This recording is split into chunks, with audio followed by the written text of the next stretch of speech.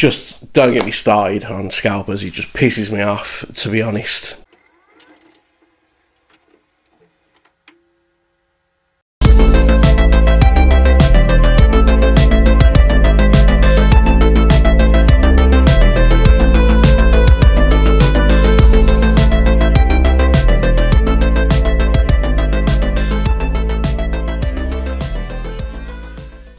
How's it going, everybody? Welcome back to Flicks and Pixels. I am Dave, and today, as you've probably seen from the thumbnail, I'm going to be going through an absolute all-time classic today. It has been released on 4K before, it's been released on Blu-ray before, but now it's been released in Steelbook form on 4K as part of the Film Vault range.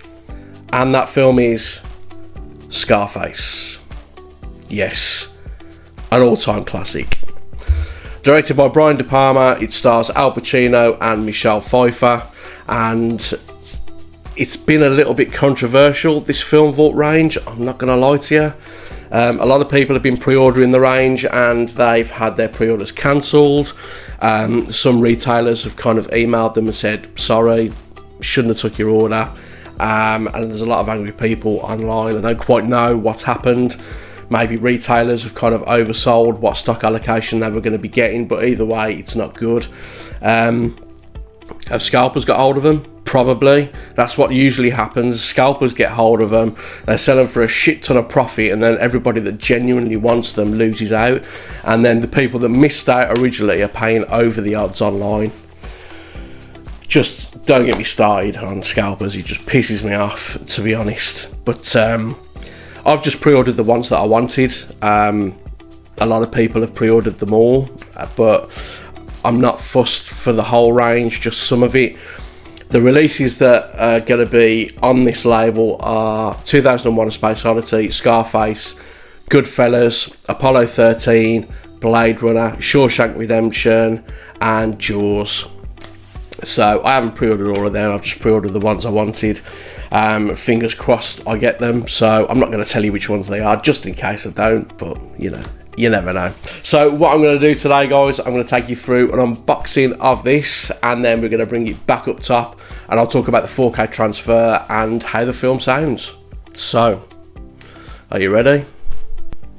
Come on, let's go and have a look.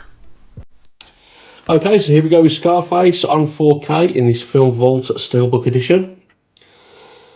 So you'll see there you've got Al Pacino, Scarface, you've got your age stickers at the bottom. Those are removable, so you can take those off if you wish. And then you've got Vault at the top to signify as part of the Film Vault range. Bring it round to the spine. You've got Scarface and the Film Vault logo on there. Bring it round to the back. And then you've got some tech specs at the bottom, and then you've got some special features listed there as well. Bring it round to the other side, it is the same as the opposite spine. So if we take this out with slip cover then, like so, there you see the Steelbook itself. You got Tony Montana there sitting at his desk. You've kind of got this river of blood kind of flowing from his desk outwards. So bring it round to the spine and you've got Scarface there. Bring it round to the back and then you've got The World Is Yours there. So yeah, quite a nice Steelbook. So if we open this up,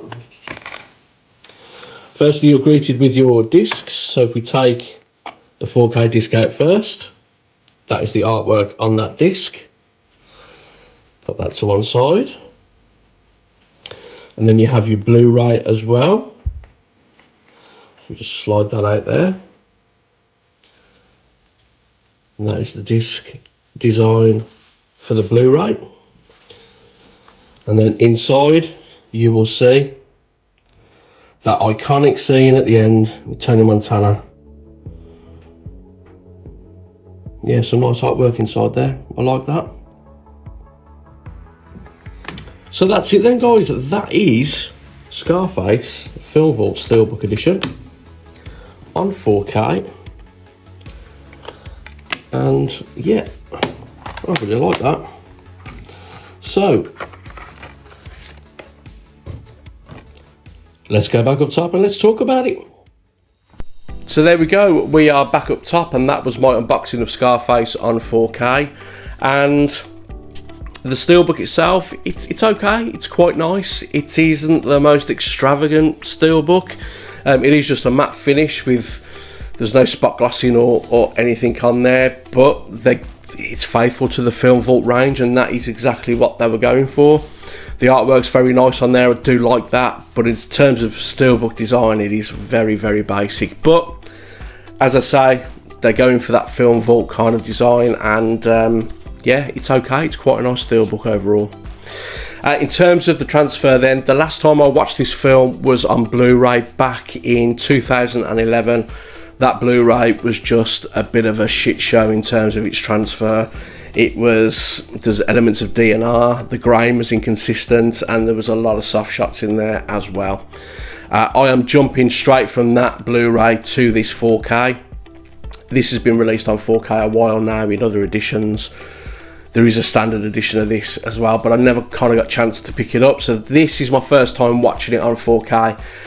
It's been remastered, and you can really tell it looks fantastic. It is miles better than that 2011 Blu-ray. There is no sort of elements of DNR being added in. The grain is still there, but it's not as intrusive. It's kind of consistent all the way through.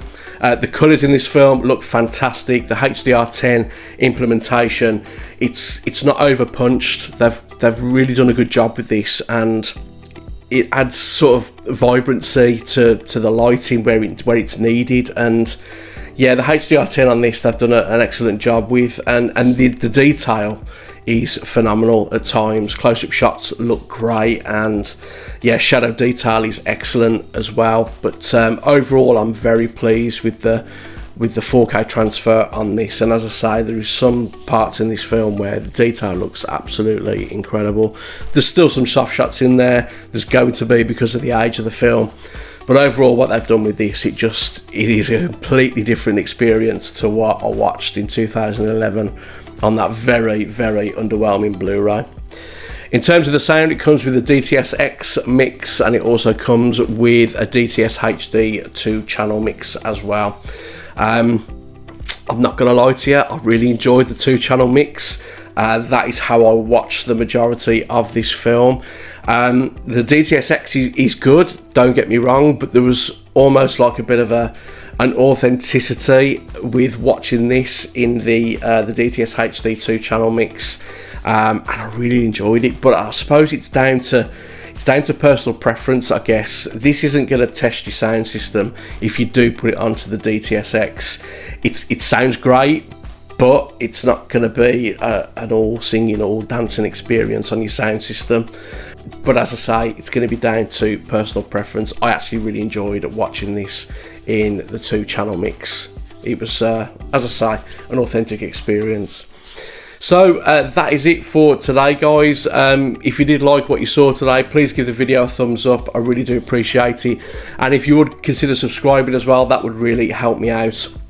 And yeah, hopefully I'll see you again on my next video. Until then, take care.